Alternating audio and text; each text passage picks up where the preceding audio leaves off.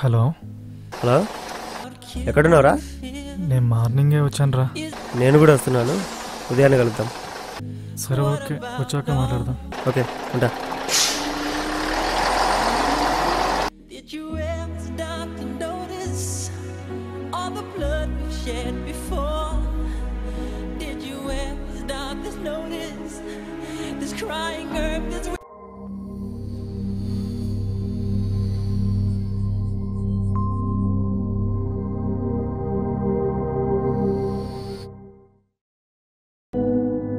ఎక్కడి నుంచి వస్తున్నావు? గుడికి వెళ్ళొస్తున్నా.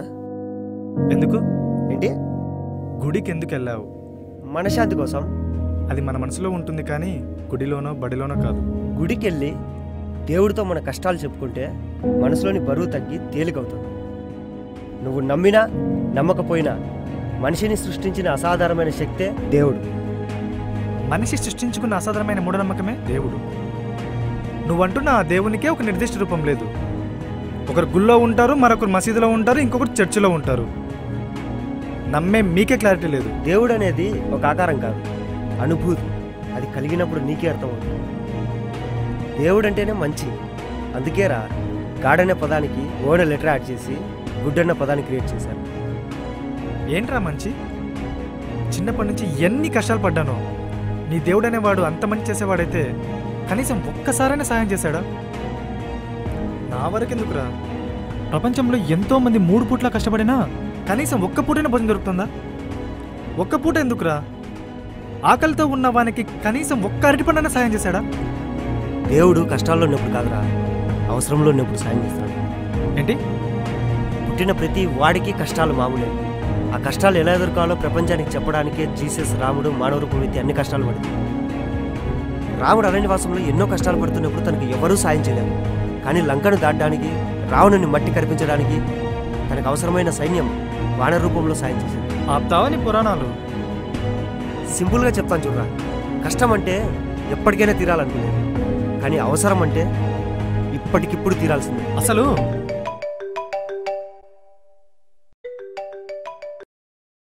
చెప్పమ్మా. హలో అన్నయ్య, నాన్నకు బ్రెయిన్ ట్యూమర్ అటాక్ అయింది అన్నయ్య. ఇప్పుడే హాస్పిటల్కి తీసుకొచ్చాం. గంటలో ₹1,00,000 కడితేనే ఆపరేషన్ చేస్తారంట. అలాగా? నాకు చాలా భయంగా ఉందన్నయ్య. ఎలాగైనా సరే నేను మనీ అరేంజ్ చేసుకునేసి హాస్పిటల్కి వస్తాను. నువ్వేం టెన్షన్ పడకు. ఏమైందిరా? నాన్నకు సీరియస్ అంట. గంటలోపు ₹1,00,000 కడితేనే ఆపరేషన్ చేస్తారంట. హలో రవి, అర్జెంట్గా ₹1,00,000 కావాలి. నాన్నకు సీరియస్ అంటరా. ఓకే, నువ్వు అర్జెంట్గా వచ్చేయి. థ్యాంక్స్ రా, ఇప్పుడే వస్తున్నా.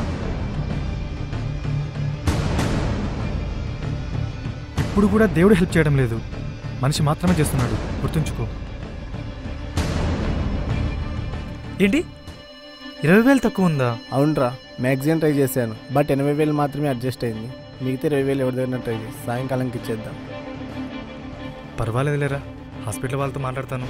చాలా థ్యాంక్స్ రా, ఈ మాత్రమే అరేంజ్ చేసినందుకు. మనలో మనకేంట్రా, త్వరగా హాస్పిటల్కి వెళ్ళి.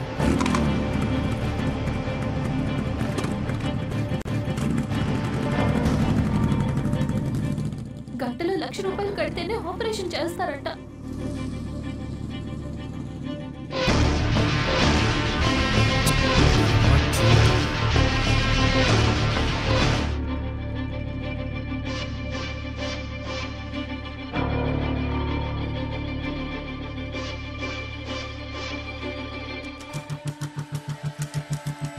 ఆంటీ, దగ్గరలో పంచర్ షాప్ ఉందా?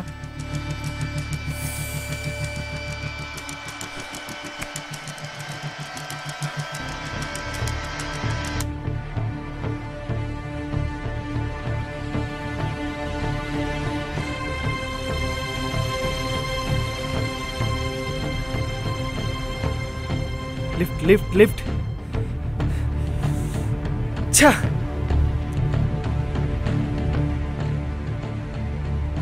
Lift lift lift.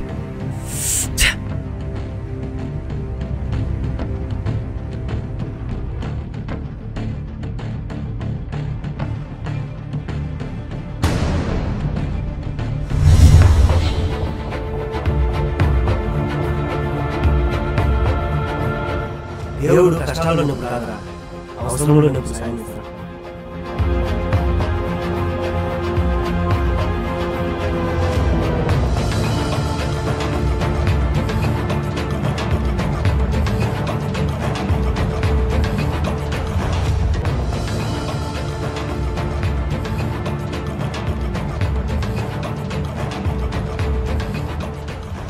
నువ్వున్నావో లేదో నాకు అనవసరం.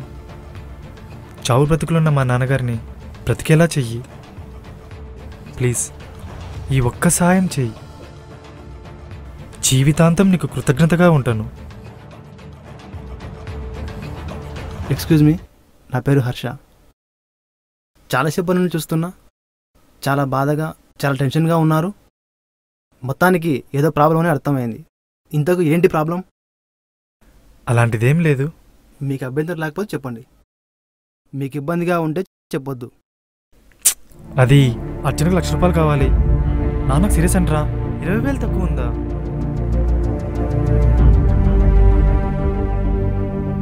సో అరగంటలో నీకు 20,000 కావాలి. ఇదిగో తీసుకోండి. 30,000 ఉన్నాయి. నాకు ఈ మనీ ఇప్పుడు అంత అవసరం లేదు.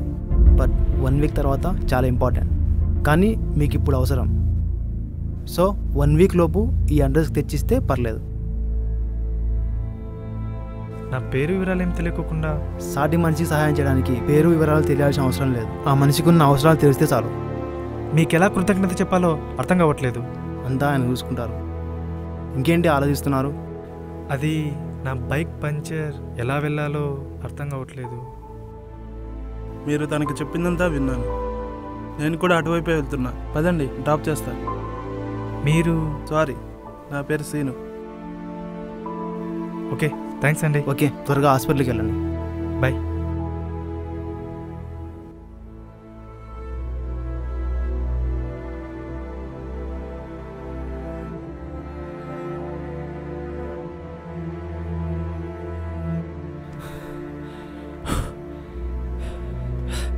ప్రసాదరావు,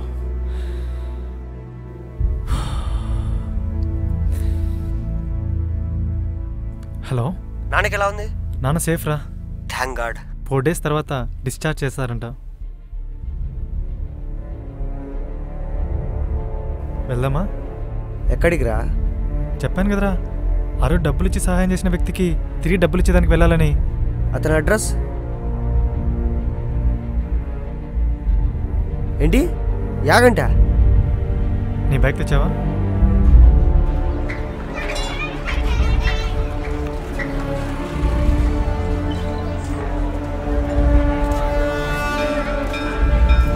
ఏంట్రా విడి తీసుకొచ్చావు?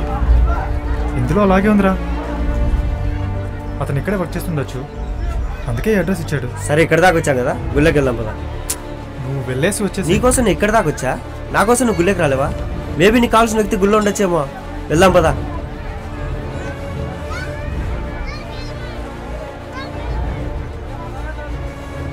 రే, అతనే రా హర్ష. అదే ఆ రోజు చెప్పాను కదా హెల్ప్ చేశాడని. అతనే రా. నీ టైం బాగున్నట్టుంది. టైంకు తనే ఎదురొచ్చాడు. మాట్లాడతాం పదా. పదా వెళ్దాం. బాగున్నారా అండి? ఆ రోజు మీరు చేసిన సహాయం మర్చిపోలేనిది. మా నాన్నగారు మాకు ప్రాణాలతో దక్కారు. తీసుకోండి.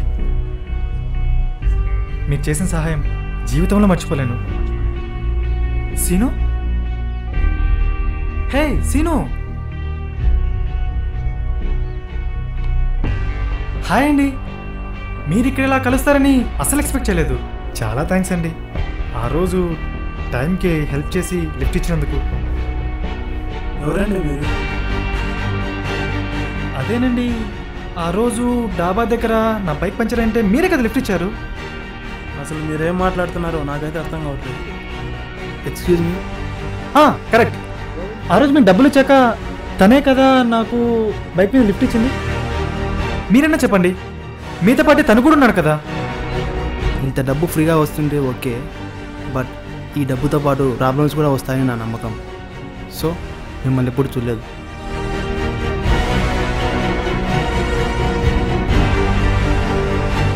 మీ డబ్బు మీరే తీసుకోండి.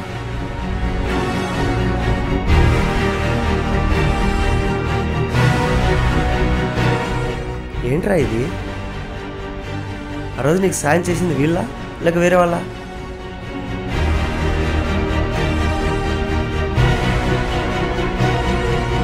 హలో?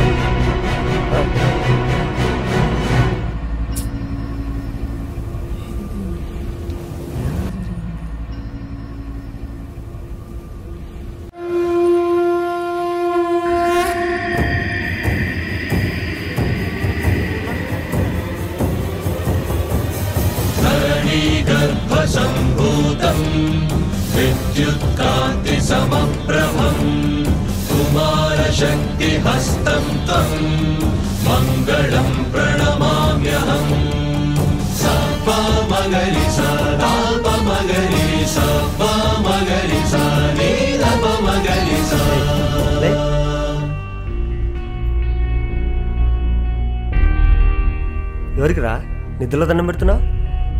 దేవుడికి. ఏంటి దేవుడి పేరెత్తని శివతాన్ని మాడతావు? అలాంటిది కళలో దేవుడి దండం పెడుతున్నావా? మేబీ ప్రపంచంలో ఇది 8వ వింత అవ్వచ్చు. సరే కానీ ఇంతకీ ఏ కళ వచ్చింది ఏంటి? అసలు నాకెందుకు వచ్చింది ఏంటి?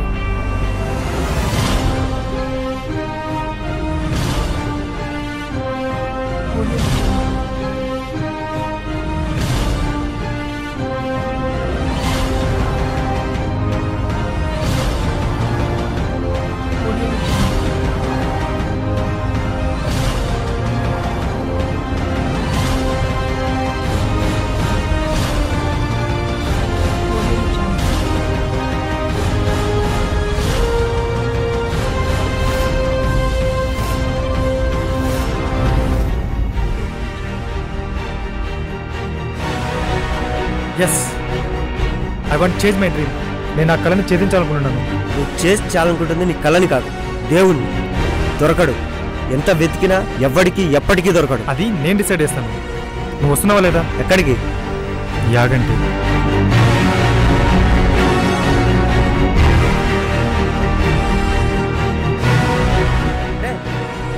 నిజం కళ అవుతుందేమో కానీ కళ నిజం అవ్వదురా. ఇదంతా కుదరదురా. సరే పద.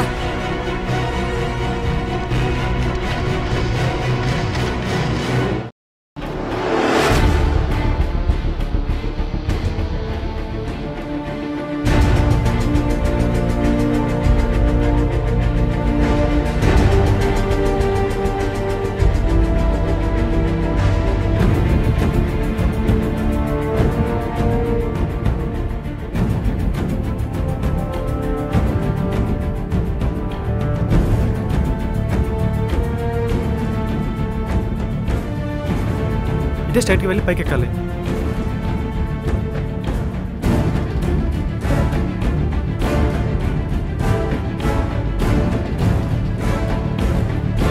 అరే ఆగు. అరే పిచ్చాడ్లా తిరక్కు.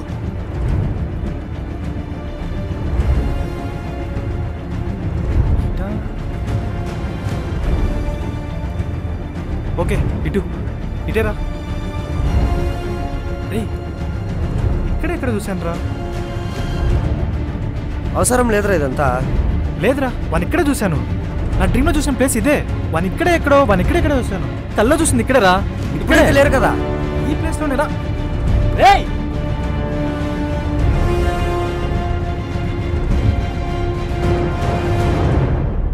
హర్ష.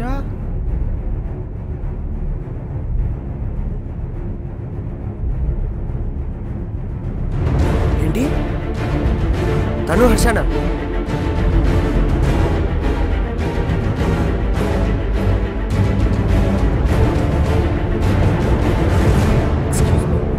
మిమ్మల్ని చూస్తుంటే ఎక్కడో చూసినా అనిపిస్తుంది. మీ పేరు? హర్ష. ఎవరైనా గుడికి భక్తి వలనో ప్రాబ్లమ్స్ వలనో వస్తారు. మిమ్మల్ని చూస్తే రెండు రకంగా అనిపిస్తున్నారు. మీరేదో ప్రాబ్లం ఉన్నారని అర్థమవుతుంది. మీకు అభ్యంతరం అయితే చెప్పచ్చు. యాక్చువల్లీ మా ఫాదర్కి చాలా సీరియస్గా ఉంది. రేపటిలోపు ₹1,00,000 కడితేనే ఆపరేషన్ అంటున్నారు. దేవుణ్ణి ప్రార్థిస్తే ప్రాబ్లం అవుతుందా? సహాయం చేసినా చేయకపోయినా దేవుణ్ణి ప్రార్థించడం నా నమ్మకం. మొదటి ప్రయత్నంగా చివరి వరకు ప్రయత్నించాను. చివరి ప్రయత్నంగా దేవుని ప్రార్థిస్తున్నాను. మీకు అభ్యంతరం లేకపోతే ఈ డబ్బులు తీసుకెళ్ళి ఆపరేషన్ కట్టేయండి.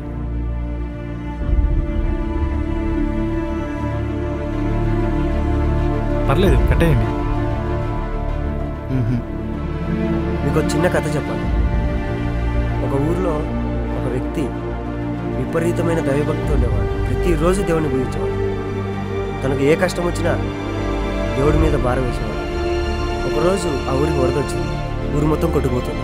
తను మాత్రం ఒక గుడిసె మీద ఒక చిన్న కర్ర సాయంతో నించున్నాడు. ఇంతలో ఒకటి పడవ వేసుకొని వచ్చి, నువ్వు నాతో రా, నేను కాపాడతా అన్నాడు. అప్పుడు అతను ఏం చెప్పాడు తెలుసా? నువ్వు వెళ్ళిపో, నన్ను దేవుడు వచ్చి కాపాడతాడు అన్నాడు. ఆ పడవతను వెళ్ళిపోయాడు. ఆ వరద వల్ల ఆ ఊరు మొత్తం కొట్టుకుపోయింది. చివరికి అతను కూడా చనిపోయాడు.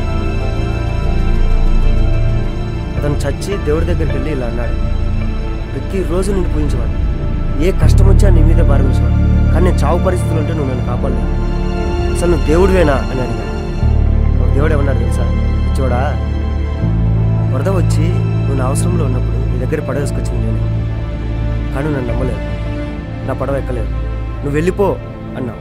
నేను వెళ్ళిపోయా, కానీ ఇప్పుడు చచ్చి ఇక్కడికి వచ్చి నన్ను నిలదీస్తున్నావు.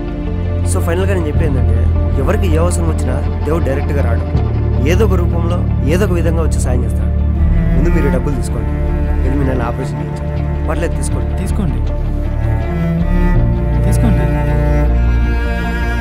ఏ పరిచయం లేకుండా మీరు మాకు ఇలా సాటి మనిషికి సాయం చేయడానికి మనిషికి మనిషి అన్న పరిచయం ఒక్కటే చాలు.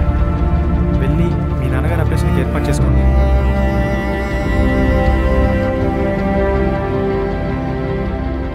అసలు ఏంటో ఇదంతా నాకే నమ్మకం కాదు. నాకేం అర్థం కావడం లేదు. వెళ్దాం పద. సరే, ఒకడు కనపడ్డాడు, మరి ఉండేవాడు ఆయన ఒకడు కనపడ్డాడు గొప్ప. నిజంగా మిరాకిలే, సేమ్ లొకేషన్, సేమ్ మనిషి కనపడ్డాం. అరే ఆగరా, ఇందాక వాడే కదరా మనల్ని గుద్ది సారీ కూడా చెప్పుకొని వెళ్ళిపోయాడు. రేయ్, అరే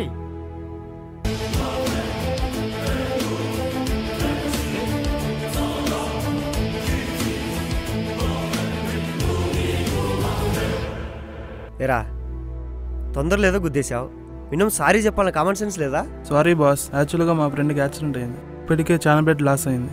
తనది నాది సేమ్ బ్లడ్ గ్రూప్. బ్లడ్ ఇవ్వాలని తొందరలో చూడకుండా గుద్దేశాను. తీరా చూస్తే బైక్ ట్రబుల్ ఇచ్చింది. ఏంటిది? అర్జెంట్గా వెళ్ళాలంటున్నారు కదా, నా బైక్ తీసుకెళ్ళండి. నేను హాస్పిటల్ దగ్గరికి వచ్చేసి బైక్ రిసీవ్ చేసుకుంటాను. మీ ఫ్రెండ్ని కాపాడాలంటున్నారు కదా, త్వరగా వెళ్ళండి.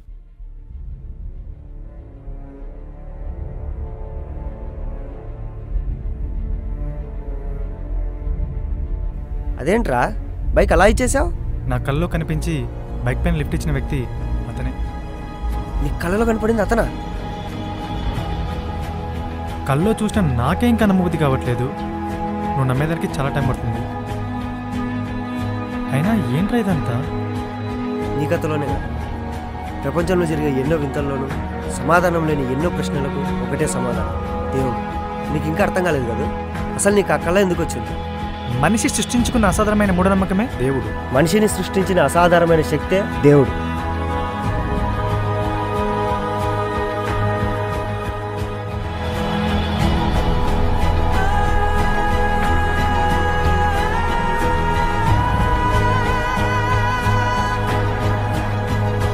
సో అరగంటలో మీకు 20,000 కావాలి.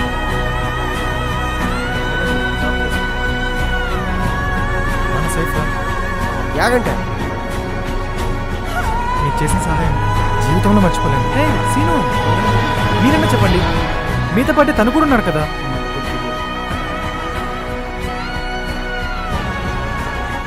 వచ్చాక అది నిజమో కాదో తెలుసుకోవాలని ఇంత దూరం ఎందుకు వచ్చావు?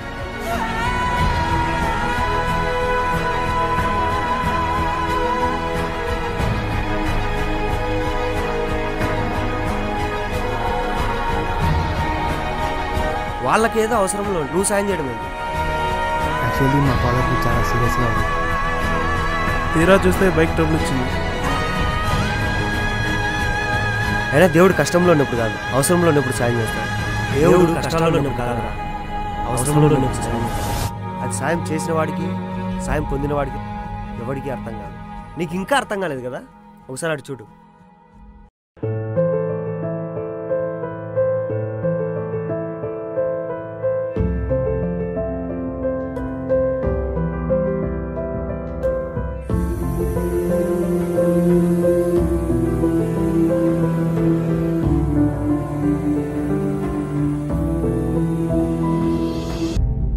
అరటిపండు కష్టపడి పండించిన రైతుకు దక్కలేదు, గొంతు చించుకొని అమ్మే ఆ వ్యక్తికి దక్కలేదు, కష్టపడి సంపాదించిన డబ్బులతో కొన్న వాళ్ళకి దక్కలేదు, చివరికి ఆకలితో అవసరంతో ఉన్న కడుపుకు చేరింది.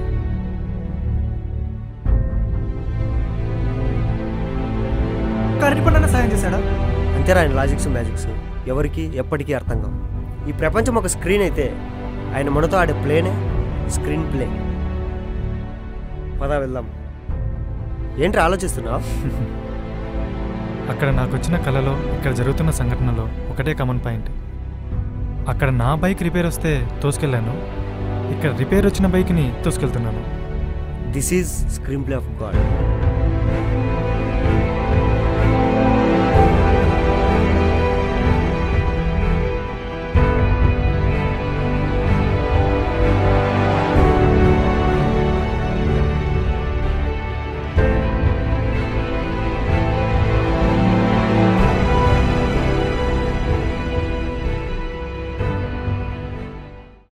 బొంగమూతి బాగుందే